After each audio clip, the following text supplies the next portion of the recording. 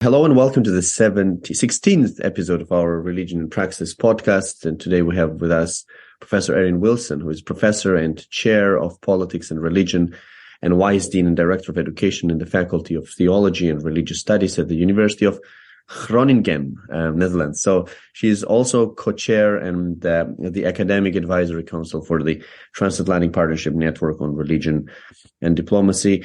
Erin is a renowned expert in the field of religion and international relations and has made significant contribution to our understanding of the place of religion in contemporary situations of conflict, violence, and security.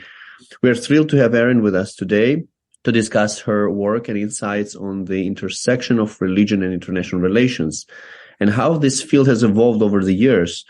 We're also excited to learn about her new book, Religion and World Politics, Connecting Theory and Practice, which is, by the way, an open access book, and all of you can access that for free, and offers a critical and intersectional analytical framework for understanding religion in international relations. So, Erin, thank you for joining us today, and let's dive right into the conversation. Thank you for having me. And what an introduction, like no pressure or anything.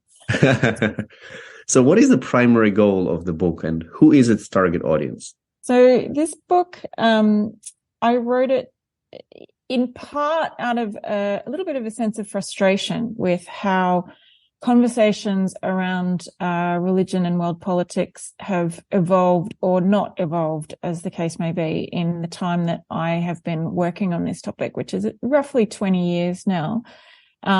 And I noticed this also with my work with the Policy Network, with students, with people in civil society from, lots of diverse backgrounds. We still are having these same conversations, like, is religion good or bad? Is it a positive influence or a negative influence in world politics? Does it drive conflict? Is it irrelevant to conflict? And coming from someone who works, my background is international relations, but I work in a religious studies and theology faculty. And so I kind of I work across a lot of different disciplines. These kinds of questions that we're asking, they're really the wrong questions, because they work from a fundamental assumption that religion is something that we can clearly identify and label and define, and that it essentially looks the same wherever you go. And so it's an idea about religion that is very much informed by the kind of European Enlightenment experience.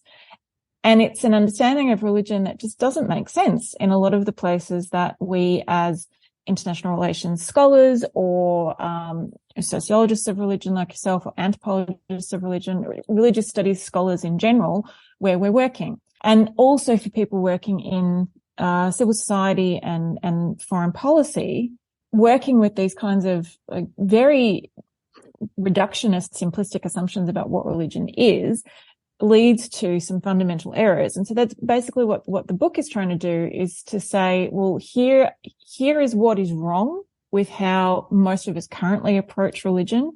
Here is why these questions don't get us very far. And here are the questions that we should be asking. And here is how that enriches our analysis, enriches our understanding of key areas of international politics and foreign policy.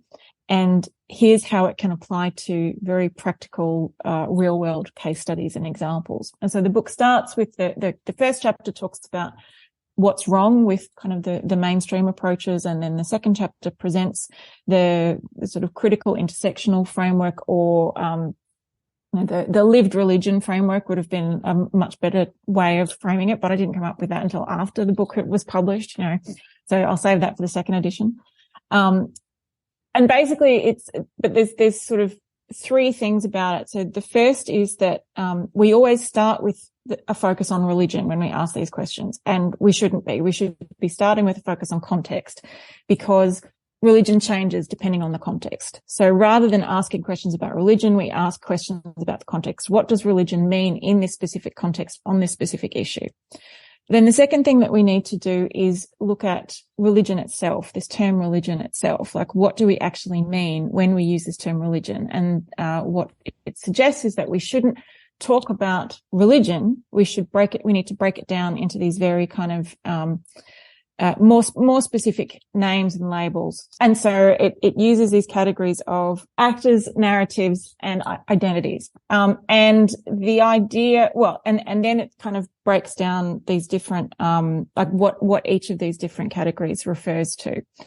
So, and then there's three other chapters in the book that look at, different case studies of sort of what might be understood as sort of core areas of international politics. So security, violence and conflict, and then development and humanitarianism, and then human rights and international law. Oh, wonderful teaser for our further discussion. So what are prevailing approaches to the question of religion's role and influence in world politics? Would you give us your take on what is wrong with the field? Yeah.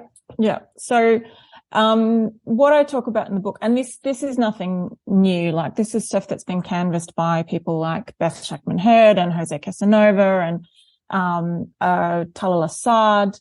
But basically there's these kinds of, what the book does is sort of present these four different positions and attitudes towards religion in world politics, but I think also more generally in terms of religion's place and influence in society, tend to focus on two things. And one is the type of influence that religion has, so whether it's mostly positive or mostly negative, and then how significant that influence is, so whether it's central or marginal.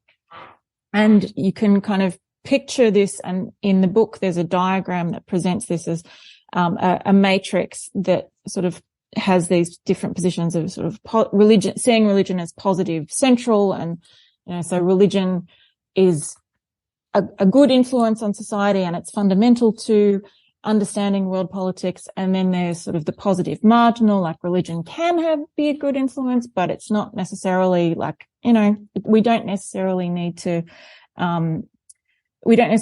consider it all the time. And then you have negative central, which is religion is the cause of all the problems in the world and we should get rid of it. And that can, and then the other one is negative marginal, which is, religion is a negative influence, it's a bad influence, but it's not really all that relevant and it's probably eventually going to die out. And what I discuss in the book is that most of these are related to various different types of secularism. And so that draws on a lot of the scholarship, existing scholarship on secularism that's out there.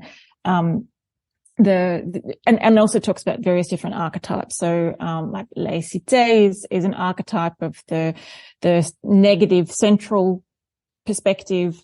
And then there's other variations that, like Dan Philpott talks about, positive secularisms, neutral, and then hostile secularisms.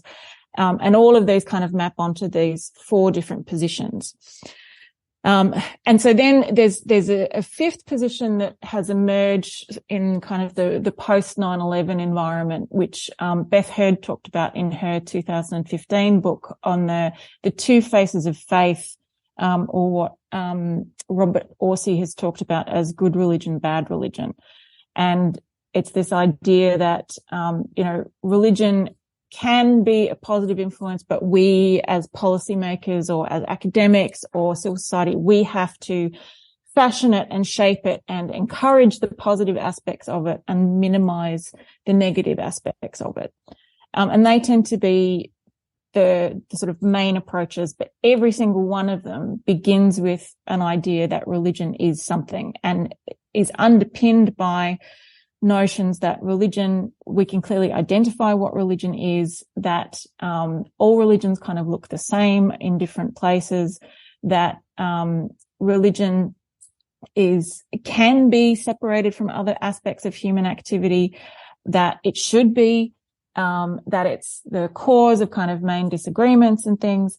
And there's very little to no recognition that religion is actually part of the human experience. It's entangled in identity, in politics, in history, in economics, in culture, and trying to extract it from these contexts and look at it as something that sort of floats above is it's a very impoverished form of analysis. And what we actually need to do is embrace the complexity and find ways to make sense of that complexity in context. And next one, what I'm interested in is if you can explain the critical intersectional framework which is proposed in the book and its significance in understanding religion in international relations. So is there some macro-sociological kind of features of this intersectionality?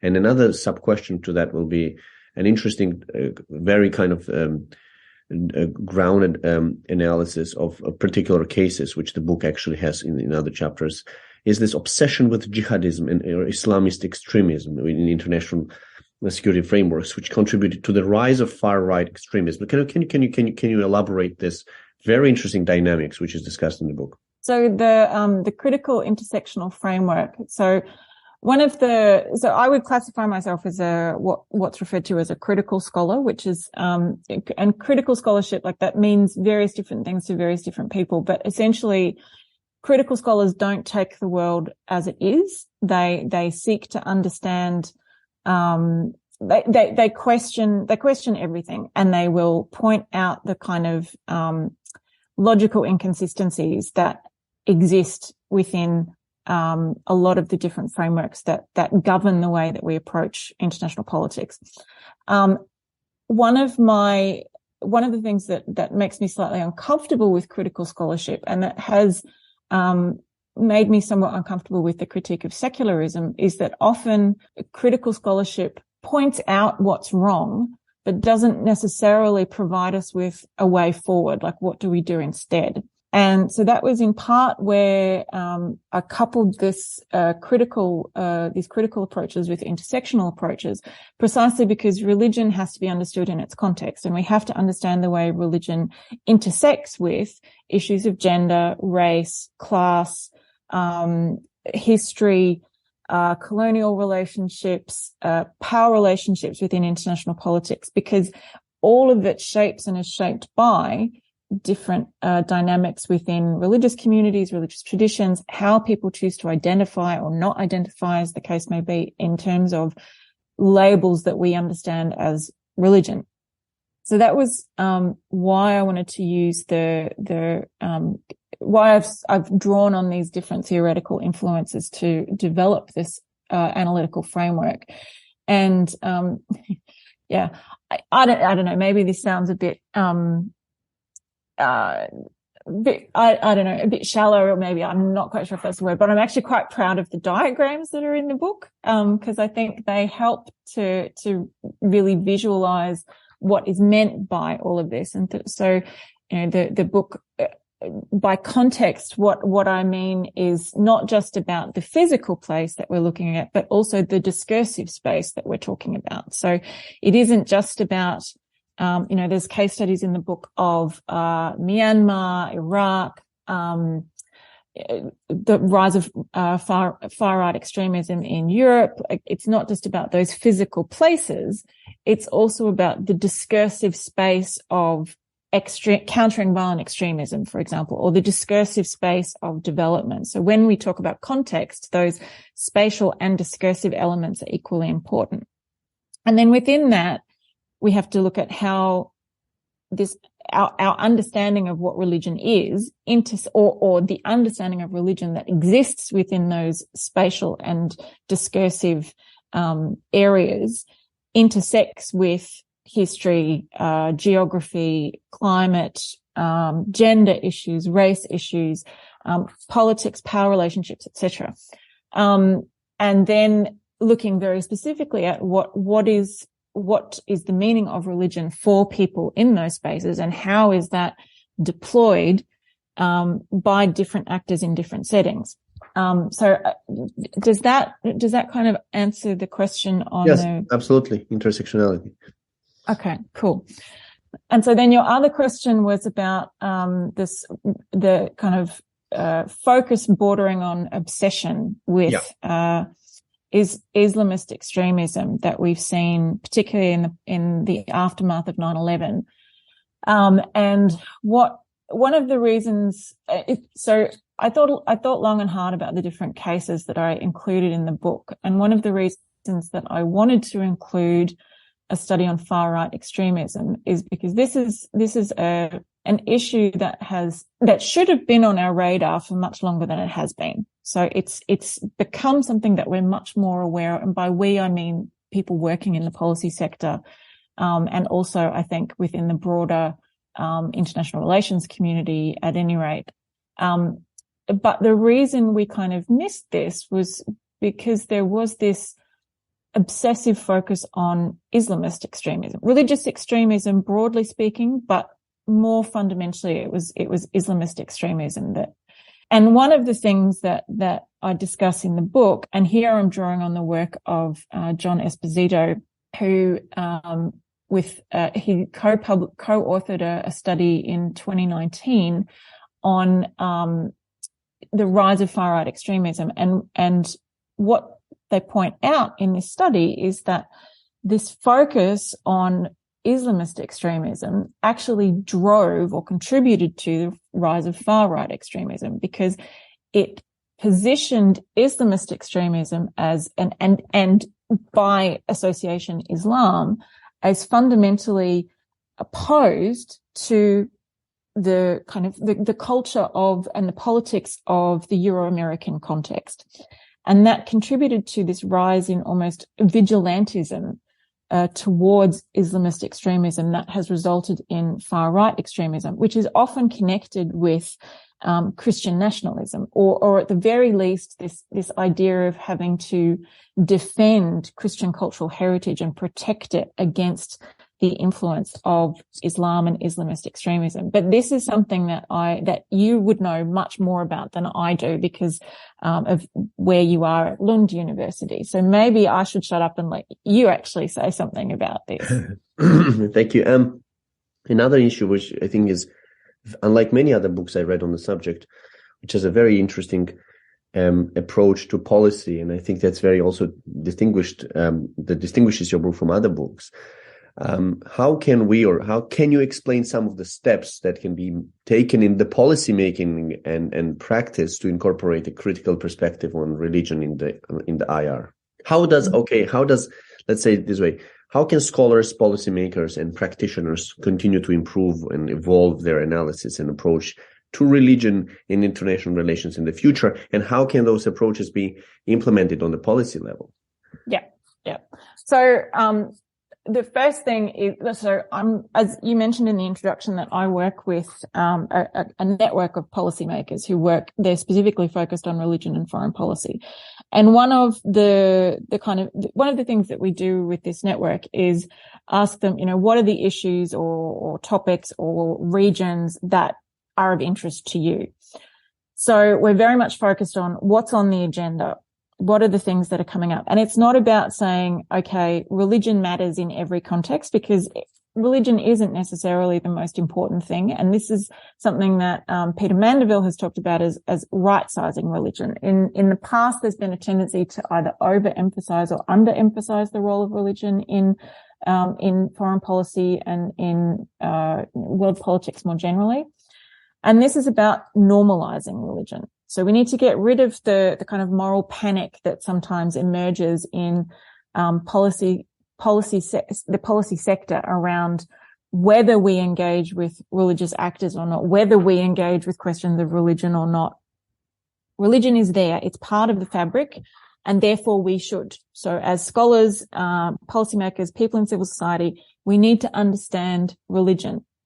But what that means isn't just, there's been this tendency towards sort of building religious literacy and doing these sort of world religions 101 courses. And that in some ways that risks that's potentially more damaging than just not doing anything, because then you end up with people having very limited sort of basic generic knowledge about the five, quote unquote, five major world religions, going into spaces where and thinking they know what they need to know, and then making these fundamental errors.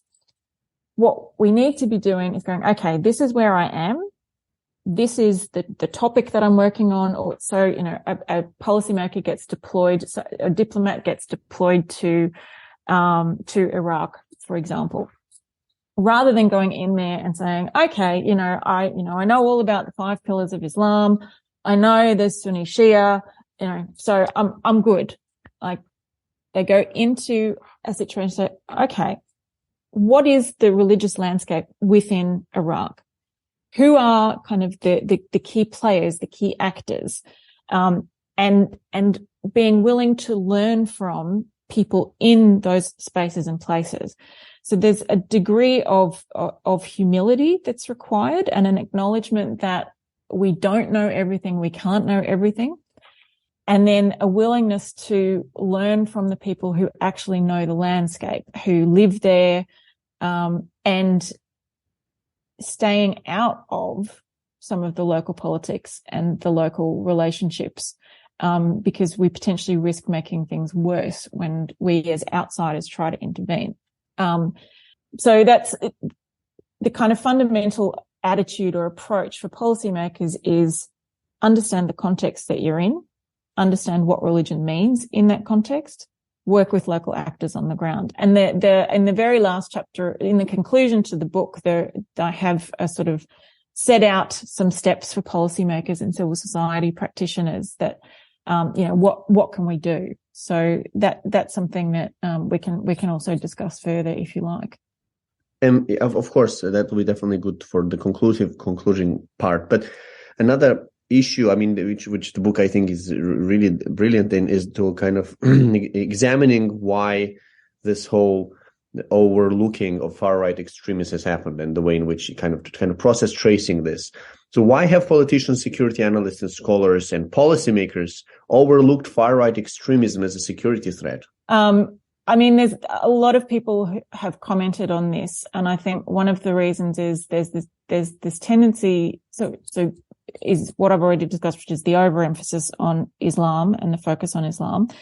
The other, I think, is that far-right extremism was often sort of seen as or categorized as these kind of lone wolf actors, whereas Islamist extremism was never really approached in that way. It was always very much seen as a sort of broader ideological battle, part of an ideological battle. So where often, in some cases, it was lone wolves or people acting out of their own particular initiative.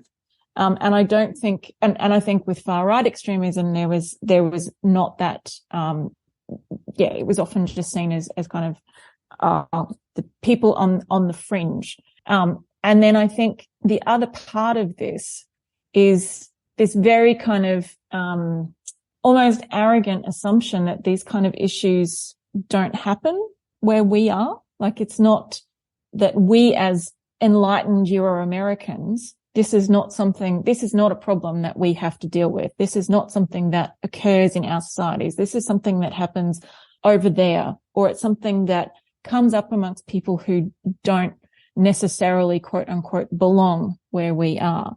And I think that was also one of the reasons why far-right extremism was just not really regarded as much of a security threat, or not given enough resources or attention. So it's a combination of factors, but I do think this power imbalance between these different parts of the world plays a role in how we understand the relationship of religion to these different aspects and the significance that we grant to these different phenomena. For the listeners, the chapter is very rich in case comparison, and I would use the benefit of having this direct access to you, Erin, today. So how do religious actors play a role in promoting Buddhist nationalism in Myanmar? And if you can compare that to how politics and ethnicity and religious identity being entangled in the history of Iraq. Give us a very brief kind of comparative between the two. So for the listeners to kind of see this perspective, and this is very, again, open access book. You can access it and it's out there, but no quick fixes here, but just a kind of a general framework from the author. Yeah. And I think that's a really important thing. Often what policymakers and sometimes what we as scholars are looking for are quick fixes. And I also see this in some areas within civil society as well, which is partly donor driven, but we're looking for, down and dirty, very quick kind of, okay, how do we fix this? How do we solve this? And exactly as you say, Tornike, there are no quick fixes. A lot of the issues that we see in these areas have arisen over centuries, and they're connected to injustices and inequalities that have deep historical roots. And Myanmar and Iraq are cases in point. So, I talk about this in the book as well, but one of the reasons I wanted to include Myanmar is because of the very strong role of Buddhist nationalism there. And often, in European and American contexts and these quote unquote Western contexts, we have this assumption that Buddhism is a very peaceful religion. I get this from my students a lot, like Buddhism's so peaceful. And yet in the Myanmar context, Buddhism can manifest in incredibly violent, behaviors, and was a significant part of the violence against the Rohingya community. But Buddhist nationalism has, its roots in the Myanmar context are connected to the struggle against colonialism. And so Buddhist nationalism arose in part as a way to exert a very specific, locally embedded sense of national identity against that of the colonizers. And so it began as a form of resistance in some respects. And then, but what has happened is that emphasis on Buddhist nationalism has contributed to a situation where other forms of identity are then positioned as outsiders. And this is very much the case with the Rohingya community. A lot of the Rohingya community, there is a perception that many within the Rohingya community were brought over by the colonial powers from India, so the British from India. And so therefore then they're not actually indigenous to Myanmar and should leave. This is part of the argument. And that's not necessarily historically accurate, but in fact the Rohingya community, there are long historical links to the place where they are. And that Islam is endemic to the region, or is part of the region. But the Buddhist nationalism is very there's this very strong emphasis on purity within Buddhist nationalism. And part of the conflict between Aung San Suu Kyi and the army within Myanmar has manifested in this discussion about who offers the better protection for the purity of the Buddhist nation.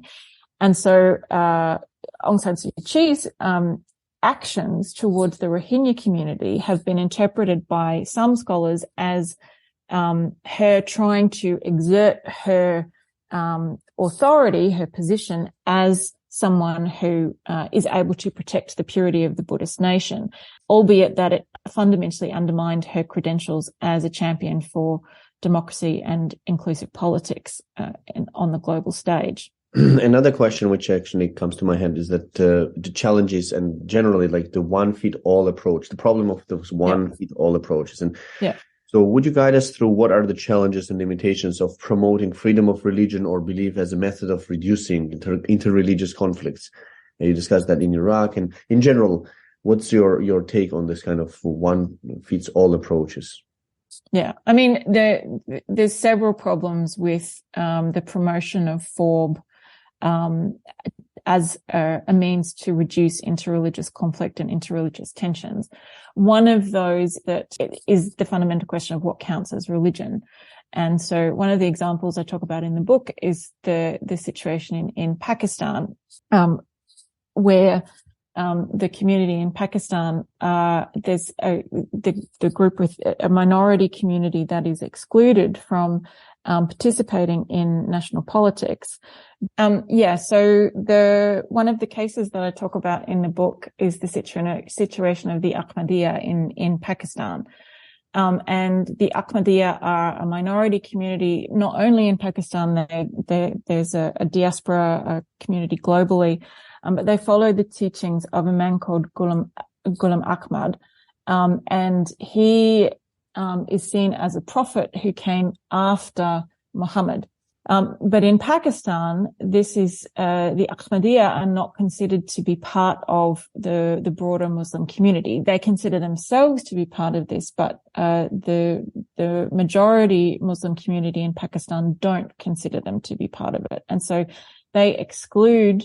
They have they have a clause in the Well, I think it was revised in law, so it wasn't in the original constitution, but it was revised that if someone wanted to hold the office of prime minister, then they had to swear an oath, not only that they're Muslim, but that they believe that Muhammad was the last of the prophets. And so that it practically excludes the Ahmadiyya from being part, or it forces the Ahmadiyya to violate their own beliefs. And so promoting the right to freedom of religion or belief for the Ahmadiyya in Pakistan doesn't necessarily work. And I want to give a shout out to the work of Matthew Nelson on this, because he's done a lot of really fantastic research on this, and a wonderful article that he's published where you can read in detail about this. So the book, my book is very much a sort of introduction to a lot of different cases, and I draw on the work, the more detailed work of a number of really wonderful scholars to do it. So use my book to kind of as the entry point, and then go and check out all of these other amazing people to get more details on what's actually going on. And it's so particularly on the limitations of FORB. So some other wonderful scholars, Beth Head I've mentioned before, but also the work of the late Saba Mahmoud. She's written about this, about the Copts, the situation of the Copts in Egypt, and the limitations of promoting FORB in that context for protecting the rights of the Copts. And some of the other problems that I talk about in the book is the connection with the language of human rights. Human rights, I was in a meeting, this was a while ago. I had a woman from, she was from Amnesty International, and she was talking about human rights as being non-political, and as in like human rights are settled. But human rights are anything if non-political, and they're anything if settled. They're constantly debated, and who has access to those rights, how they're interpreted, how they're applied. And this is also connected to the politics of colonialism, and human rights and the right to FORB in particular, human rights in general and the right to FORB in particular, are often seen as ways for dominant global powers to exert their influence in former colonies or in countries that are less powerful on the stage. And we have to understand these dynamics, because we have to be sensitive to them when we're trying to I don't want to use the language of rights there, but when we're trying to work with people who are marginalized or excluded, whose dignity is being violated. And the reason I don't want to use the language of rights is because it can be so contested in some of these places. But we have to be sensitive to this. Otherwise, we're just going to make the problem worse. If we go into a context, I talk about this, building on some research around Indonesia and India that we've done as well. But if we go into a context where the language of rights is something that is fundamentally questioned, or that provokes ire or antagonism, that's not going to do anything positive for protecting the dignity and security of communities. And in some cases, it may actually be more harmful than helpful.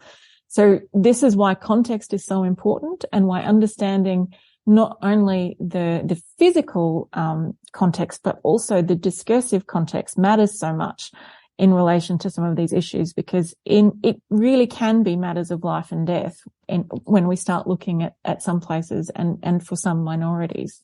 Indeed, and as you rightly pointed out in the book, the diversity and heterogeneity of religious actors is extremely important to recognize and recognize this both on the level of policy, but also on the level of practice. And that's kind of the very, very strong conclusion.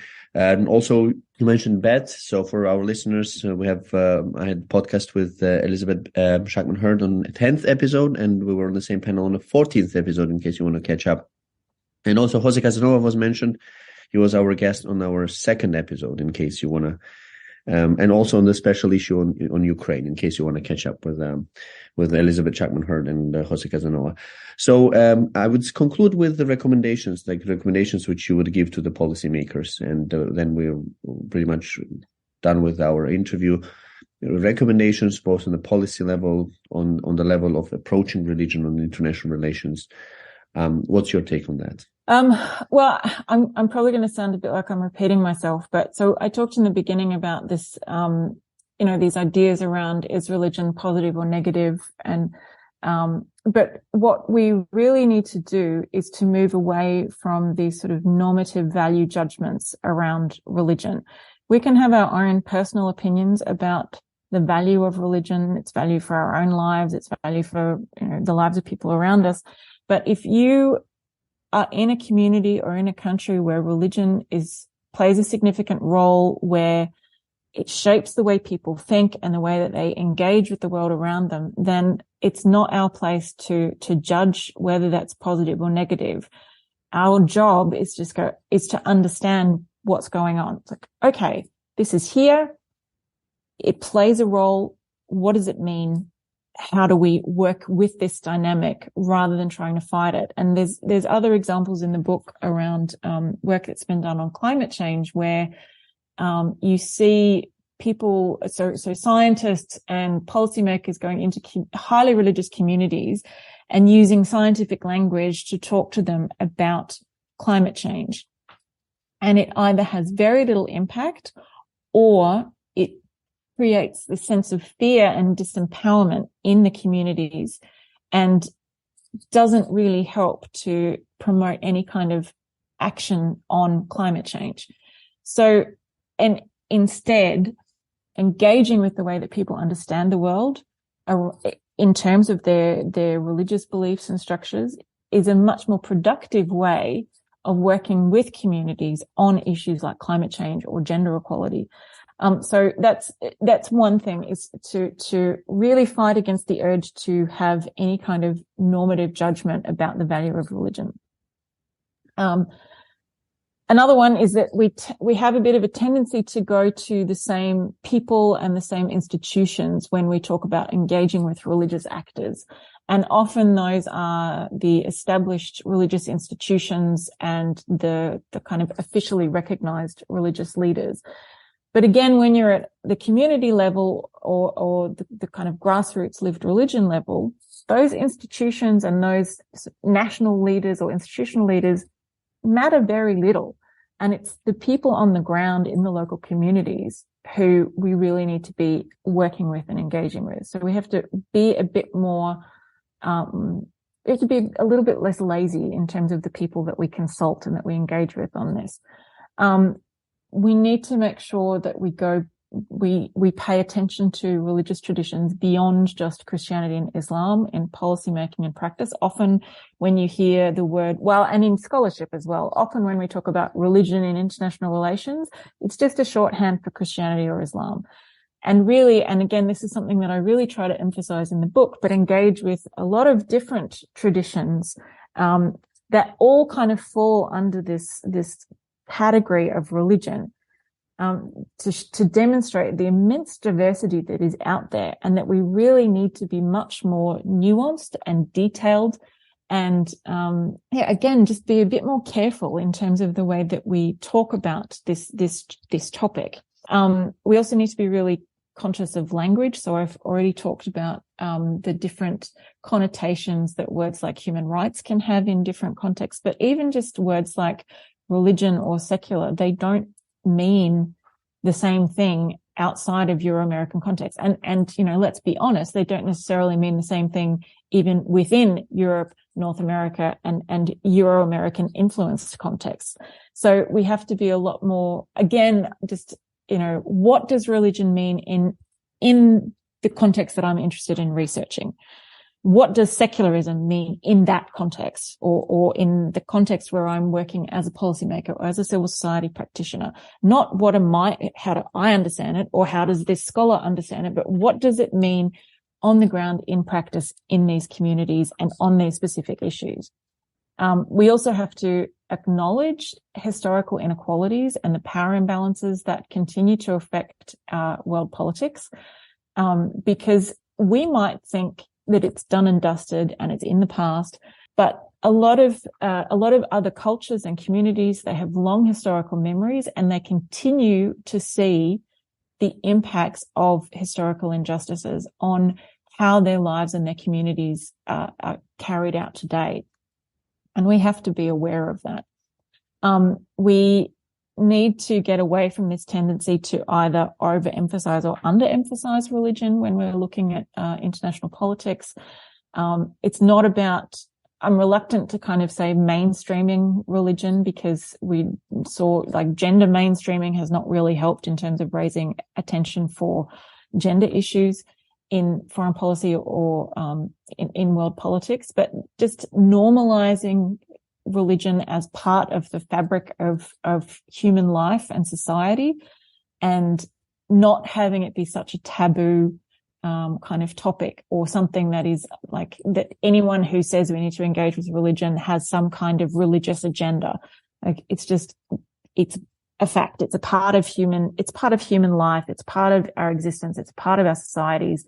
We just need to understand how it works and what happens with it and with the actors involved with it in relation to the different issues that we're interested in. Religious actors are hugely diverse, or rather, I should say actors who identify as religious are incredibly diverse. There's a tendency to think of them as being very conservative, and traditional, but you will find every position across the political spectrum amongst religious actors. And sometimes you will find people from across different religious traditions have more in common with one another than actors or organizations who supposedly come from within the same religious tradition. And that's particularly true on issues like gender equality, the rights of LGBTQI community, climate change.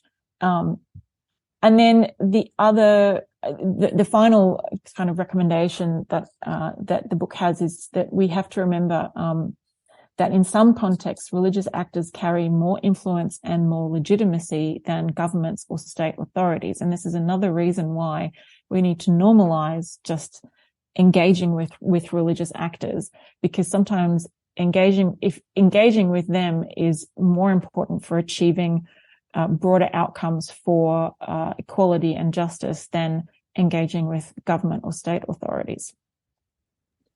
Absolutely. And it's the time of kind of the 30-second TikTok videos when people don't go into nuances of things. Yeah. It's especially very important these days. There's the level of diligence in understanding how things work and sensitivity to different cultural aspects, and completely agree with that. And that concludes our discussion with Professor Erin Wilson on the topic of religion and world politics. It was a fascinating conversation, and I want to thank you for sharing your insights and expertise on this extremely important and timely topic. Please check the book Religion and World Politics, Connecting Theory with Practice, that offers a new insights into the perspectives on the study of religion and its role in the international relations. We hope that our listeners will be inspired to engage with your work and continue the conversation. Thank you again for joining us today, and we hope to have you back on the show in the future. Bye-bye. Thank you very much. It's been a delight.